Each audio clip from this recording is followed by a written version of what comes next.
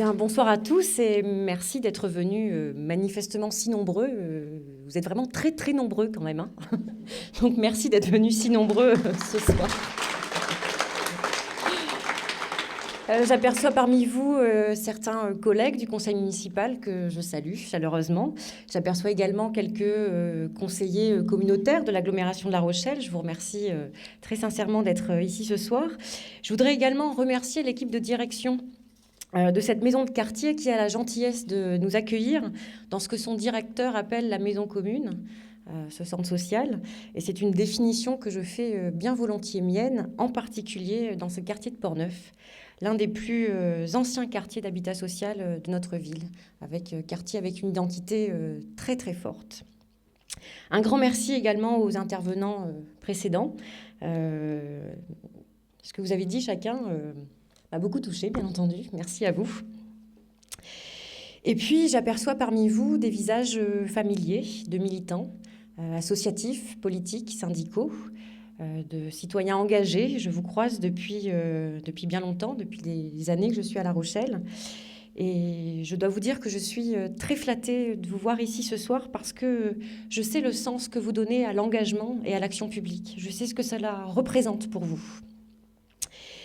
Et puis tout simplement, envie de vous remercier, vous tous, citoyens rochelais, vous que l'avenir de notre ville intéresse, et vous qui pensez qu'une page est en train de se tourner et qu'une autre doit être écrite, pour poursuivre évidemment le travail engagé par les municipalités successives, le renforcer, l'accentuer, le réinventer aussi parfois.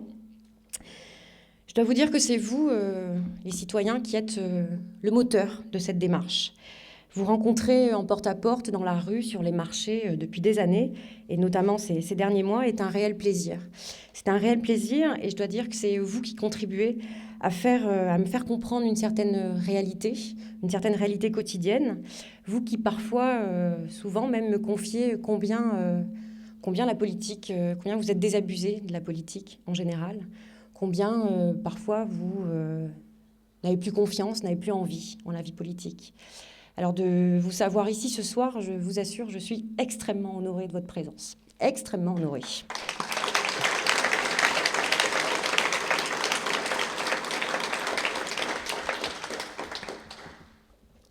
J'ai toujours considéré que le seul vrai fondement de l'engagement politique devait reposer sur la capacité à se mettre au service de l'intérêt général. C'est, je crois, la seule légitimité qui prévaut, qui doit prévaloir en politique. Et avant d'évoquer avec vous les principaux ressorts de ma démarche, permettez-moi de dire quelques mots sur mon parcours. Alors c'est un exercice que je n'aime pas particulièrement, qui ne me met pas très à l'aise, mais je comprends que pour m'accorder votre confiance, vous ayez besoin d'en savoir un petit peu plus sur moi. Et je voudrais commencer par vous dire que j'ai grandi dans une famille qui croyait en la possibilité que nous offre la République d'aller au-delà de nos propres contraintes. Je l'ai vu de près, cette promesse républicaine, en voyant mon père, dont le premier métier consistait à déboucher les fosses septiques, devenir, à force de travail, sous-préfet. De cela, j'ai tiré la conviction que la République française devait toujours répondre à cette promesse faite aux enfants de France, que tous les moyens seraient donnés pour qu'ils puissent dépasser leurs rêves et pallier les inégalités, quelles que soient ces inégalités. C'est pour cela que je suis de gauche. C'est parce que je crois en l'action publique en tant qu'outil de transformation de la vie des gens. C'est ma conviction profonde. Et cette idée de la promesse républicaine, je l'ai héritée de ma famille, j'en ai beaucoup entendu parler, je l'ai lue, mais c'est à La Rochelle que je l'ai véritablement rencontrée. Cette ville, elle a su m'affranchir de mes propres barrières. L'Université de La Rochelle a eu en ce sens un rôle fondamental. J'y ai appris à lire le monde, à me confronter à l'autre dans toutes ses dimensions. J'y ai appris à réfléchir, à penser le monde. Et plus encore, j'y ai rencontré des enseignants-chercheurs évidemment disponibles, mais surtout extrêmement sensibles à leur mission de service public. Ces enseignants-chercheurs, ils m'ont donné confiance en moi, ils m'ont poussé en me disant année après année que les études n'étaient pas réservées à une certaine catégorie de la population, que les études étaient faites pour tout le monde. Et ils m'ont tellement poussé d'ailleurs que j'ai fait 11 ans d'études et que j'ai fini par faire un doctorat d'ethno-histoire. Et je voudrais saluer Guy Martinière qui est ici ce soir, qui a fait partie...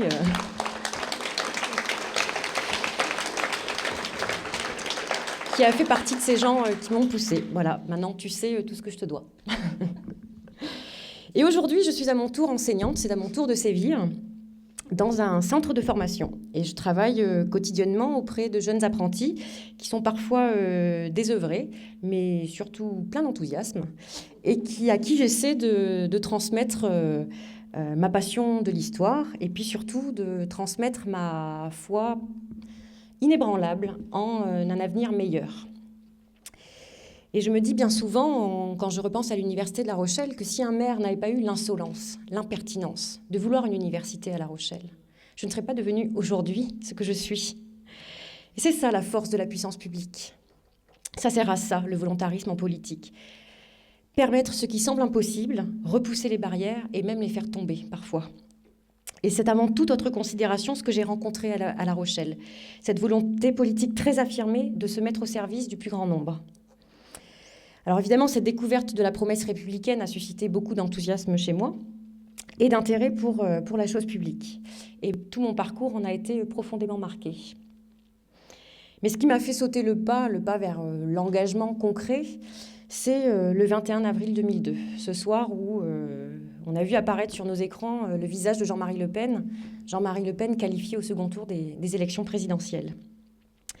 Cet événement a été le déclencheur chez moi d'une volonté de m'engager plus en avant pour défendre ces valeurs de progrès social, de solidarité, de partage. Et je le dis, je suis une enfant du 21 avril 2002 et je le revendique. Depuis, je mets toute mon énergie, toute ma détermination à réinstaurer la confiance entre les citoyens et la République. Cet engagement ne m'a jamais lâchée et il a fait de moi, c'est certain, la femme, la citoyenne que je suis devenue aujourd'hui. Parce que les revendications et les aspirations que je pouvais porter trouvaient un écho ici dans cette ville, à La Rochelle, grâce à toutes les politiques publiques qui y sont menées. Donc je sais tout ce que je dois à cette ville, et aujourd'hui, j'ai envie de le lui rendre, pour permettre justement à chacun, à l'avenir, de continuer de bénéficier de tous ses atouts. C'est ce qui me conduit aujourd'hui à être candidate. Je veux mettre en place les politiques publiques qui permettront à d'autres que moi de s'émanciper, de trouver leur place dans notre ville, de se sentir dignes. Mais soyons clairs, aujourd'hui, petite parenthèse, je ne suis que candidate à l'investiture. Ce sont les socialistes qui choisiront leur candidat et je m'en remettrai à leur décision, quelle qu'elle soit.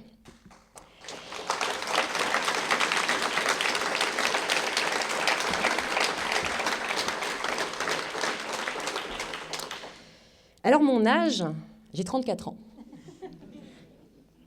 On ne demande pas souvent l'âge aux femmes, paraît-il, mais depuis quelques mois, on me le demande souvent. J'ai 34 ans. Mon âge et le fait que je sois une femme ne doit inquiéter personne.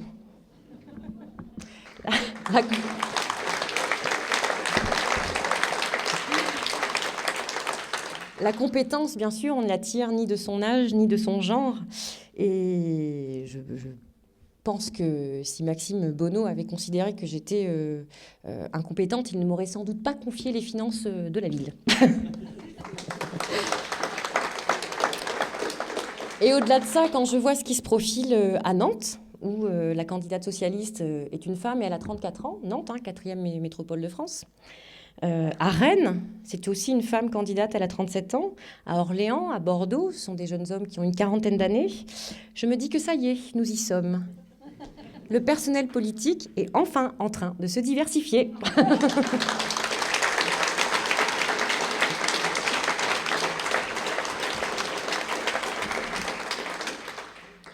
De ce regard que je tire sur notre ville, sur La Rochelle, j'identifie 3 missions, 3 priorités. Je crois que notre ville, elle doit d'abord accompagner. Accompagner notamment les jeunes du berceau jusqu'à la formation. Cela repose sur une priorité très claire, c'est celle qui est donnée à l'école. Alors l'école, non pas que en termes de bâtiment communal, mais l'école en termes, et je te rejoins Albert, en termes de projet éducatif. À ce titre, je crois que nous devons garder en tête l'essence même de la réforme sur la refondation de l'école. Qu'est-ce qu'elle dit, cette réforme, en substance ? Elle dit que,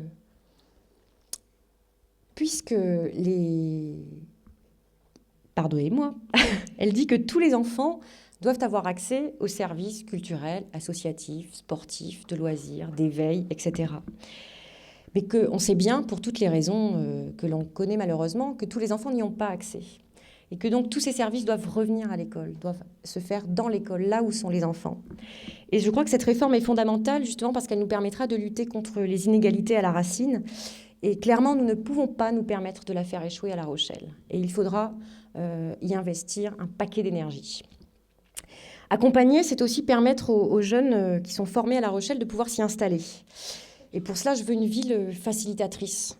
Nous devons être en capacité de permettre aux jeunes que nous avons nous-mêmes formés, notamment par la puissance publique, de pouvoir s'installer à La Rochelle, de pouvoir y trouver un emploi, voire créer leur emploi, mais aussi de s'y loger.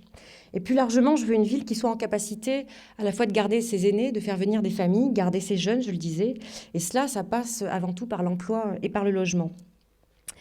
Sur l'emploi, la bataille contre le chômage endémique, elle a été en partie remportée par Maxime Bonneau. Et nous pouvons lui en rendre hommage. Souvenez-vous, dans les années 90, le chômage atteignait près de 20% de taux. Aujourd'hui, nous en sommes à moins que la moyenne nationale. Mais le chemin, on le sait, il est encore long. Et nous le savons tous, là aussi, c'est un combat quotidien. Et c'est, je le sais, la préoccupation de nombreux élus. En même temps, trouver un candidat qui, en 2014 ou en 2013, vous explique que l'emploi n'est pas une priorité, ce serait assez rare. Mais il ne suffit pas de proclamer cette ambition. Il faut avant tout faire preuve de créativité, d'innovation, d'audace pour diversifier justement les ressources économiques. Et permettre à chacun de trouver sa place à La Rochelle, cela implique également, vous le savez, de prendre la question du logement et plus largement de l'habitat social à bras-le-corps. On voit bien que les efforts considérables de l'agglomération ces dernières années en matière de logement n'ont pas suffi, ne suffisent pas à répondre à la demande. Et pourtant, c'est plus de 5 millions d'euros par an qui sont investis par l'agglomération de La Rochelle. Il nous faudra donc poursuivre cet effort lié à l'habitat social, mais là aussi en diversifier les réponses et réfléchir avec beaucoup de clarté, avec beaucoup de détermination à cette répartition de l'habitat dans l'agglomération pour que, encore une fois, chacun puisse vivre à La Rochelle, quel que soit son âge, sa situation sociale, sa situation familiale. Une ville qui accompagne, donc, ce sont des politiques qui répondent aux enjeux de justice, de mixité sociale, d'écologie urbaine et donc de services publics. Il nous faut repenser la ville sur le long terme. Il nous faut inventer la ville du XXIe siècle. Et ça, c'est évidemment extrêmement enthousiasmant. Une ville, elle doit accompagner, mais elle doit également protéger. Protéger, ce n'est pas faire la charité. Protéger, c'est avant tout anticiper. Anticiper les injustices, les accidents de la vie, les désordres. Et c'est comme ça que l'on crée une société qui fonctionne, une société juste. La clé de voûte de la protection à l'échelle d'une commune, c'est son centre communal d'action sociale. Et pour y siéger en tant qu'élu, je peux vous certifier que l'équipe dirigeante, ses administrateurs, ses salariés ont eux aussi leur mission de service public très à cœur. Mais l'action sociale, elle doit être profondément rénovée. Et ce centre communal d'action sociale, il doit être profondément rénové pour répondre à des situations nouvelles, sans doute plus urgentes, et au contexte changeant en permanence de notre époque. C'est un chantier qui a commencé, qui est juste ébauché, mais qui doit impérativement simplifier. Et pardonnez-moi ce raccourci peut-être un peu brutal, mais un CCAS, ça ne sert pas que à aider les pauvres, entre guillemets.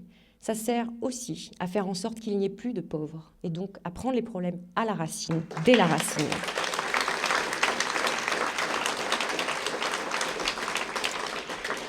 Parce que nous le savons, à chaque fois qu'une personne est en marge, à chaque fois qu'une personne sombre, on se prive d'un talent, on se prive d'une richesse et on s'oblige à vivre dans une société injuste. La protection, la sécurité, la prévention sous tous ces aspects, la lutte contre les exclusions, toutes les exclusions, ne doivent pas être sous-estimées à La Rochelle. Contrairement à ce qu'en pensent certains, la crise touche aussi durement notre ville et les Rochelais. Et c'était évidemment inévitable, nous ne sommes pas une bulle en dehors du temps et en dehors de l'Europe et du monde. Mais je suis convaincue qu'avec de la volonté, de l'innovation dans la façon d'aborder les problèmes et donc leurs réponses, et en étant campés fermement sur nos valeurs, nous y parviendrons. Et puis une ville, elle doit aussi pétiller. Elle doit créer l'effervescence, faire en sorte que chacun trouve sa place, et ça, c'est notre responsabilité. Et je peux vous le dire, lorsque les obstacles paraissent insurmontables, que les déterminismes sociaux semblent inéluctables, lorsqu'on en vient presque à se résigner, à La Rochelle, les associations sont là, présentes, offensives. que ce soit par le sport, la citoyenneté, l'insertion, la prévention, le loisir, le tissu associatif rochelais a rattrapé des milliers d'individus. Ce n'est pas quantifiable, c'est certain, mais c'est pourtant la réalisation de l'action publique. À ce titre, je voudrais souligner la clairvoyance des municipalités successives qui, depuis 40 ans, osent et assument, même quand le contexte économique et financier est contraint, osent et assument une politique culturelle audacieuse.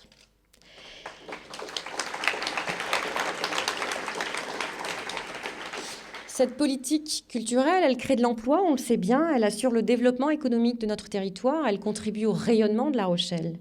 Mais au-delà, cette politique culturelle, elle permet l'émancipation collective. Elle permet l'émancipation collective grâce à l'émotion qu'elle provoque chez nous en tant qu'individus. Quand vous riez à l'asile, quand vous admirez la puissance gracieuse des danseurs de Kaderatou, quand vous rêvez d'un départ dans un des musées rochelais, quand vous vous évadez devant un film qui est projeté sur le parc Kennedy à Mireuil, vous tombez les barrières. Vous les faites tomber, les barrières. Nos barrières à nous, intimes, individuelles, mais plus largement les barrières collectives, les barrières sociales. Parce que tout simplement, face à l'émotion, nous ne sommes finalement qu'un. Quelle que soit la forme de l'émotion, il n'y a plus de différence d'âge, il n'y a plus de différence d'origine géographique, sociale, etc. Nous ne sommes plus qu'un. Ça n'a pas de prix. Permettre à chacun d'entre nous de s'exprimer autrement qu'avec des mots, comprendre l'autre, comprendre que soi-même on vit dans un ensemble d'individualités, c'est extrêmement précieux.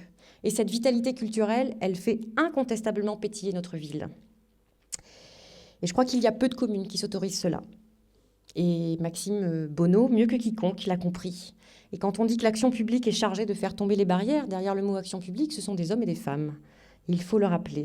Ce sont des hommes et des femmes qui ont eu de la volonté, de l'audace, du discernement. Maxime en fait partie et nous pouvons lui en être reconnaissants. En tout cas, moi, je lui en suis reconnaissante, non pas en tant qu'adjointe, mais en tant que citoyenne. Je sais ce que les politiques qu'il a menées ont fait de moi et ont fait de nous.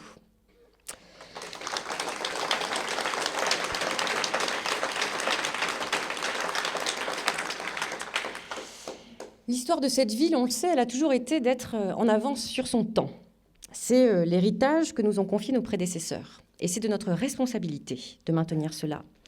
Rien ne serait pire que de faire de La Rochelle une ville-musée. Rien ne serait pire que de faire de La Rochelle une carte postale. Et aujourd'hui, nous devons être capables de tracer un nouveau sillon qui corresponde à une nouvelle époque. Nous avons tous les ingrédients pour réussir cette transition. Un héritage solide, lié au travail acharné de Michel Crépeau et de Maxime Bonneau, une capacité à l'innovation, des équipements incroyables, une image positive, des talents, des pépites qui regorgent, comme le disait Emmanuel Tollet tout à l'heure. Donc il faut profiter de ces outils, profitons de ces outils pour permettre cette innovation dont la ville a besoin, innovation écologique, innovation économique, innovation démocratique et politique. Et pour mener à bien ces chantiers, j'identifie deux méthodes, deux impératifs. La première méthode, elle passe par la maîtrise des finances publiques. Si nous voulons réconcilier nos concitoyens avec le principe même, avec l'idée même de la redistribution des richesses, c'est-à-dire avec l'impôt, il nous faut être exemplaires dans la gestion financière. Transparence, efficacité, anticipation sont indispensables. Et moi qui suis chargée des finances, je peux vous dire que la politique de désendettement de la ville qui a été engagée il y a quelques années porte ses fruits. Cette audace, elle a permis à la fois de répondre à l'urgence sociale dont nous avions bien besoin, mais également de préparer l'avenir, d'anticiper la suite. Il ne s'agit pas de réduire l'argent public, il s'agit de l'utiliser pour en donner le meilleur service au public. Et ça, cette garantie que je veux donner aux Rochelais de savoir exactement ce à quoi a servi leur argent est pour moi un impératif. Et la deuxième méthode, le deuxième impératif qui est lié au premier, c'est cet impératif qui consiste à repenser nos pratiques démocratiques. D'abord, et que mes collègues ne le prennent pas mal, c'est pas pour vous, hein. D'abord, aucun élu n'est propriétaire de son mandat.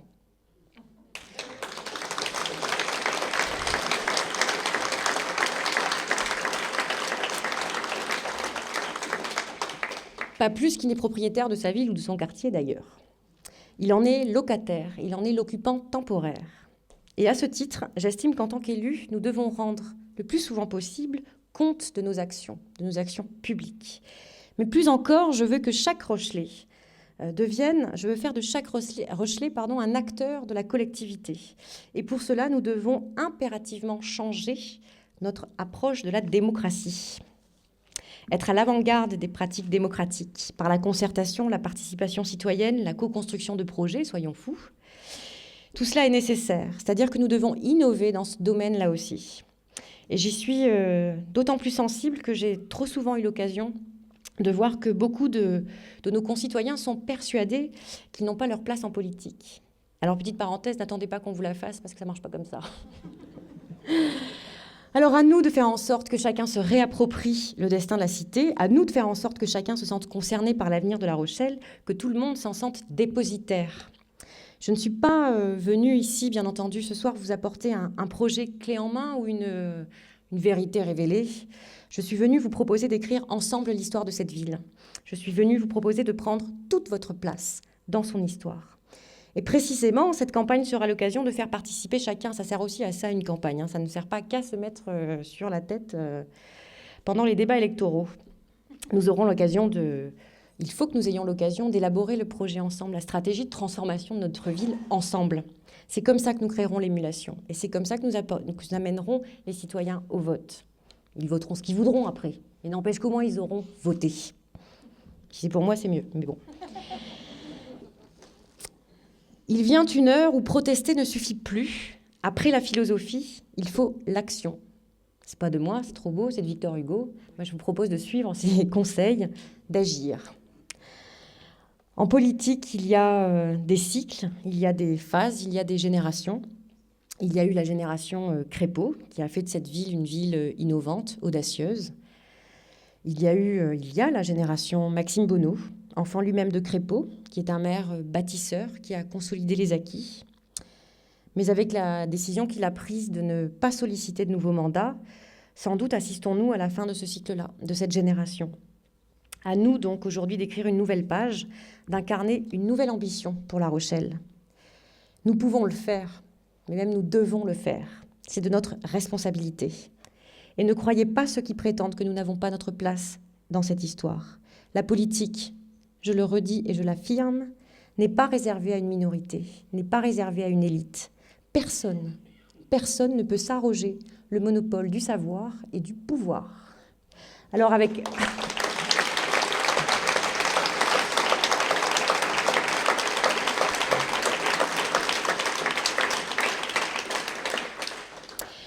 avec enthousiasme, énergie, détermination, clairvoyance, innovation, je sais qu'ensemble, nous parviendrons à écrire le prochain tome de l'histoire de notre ville.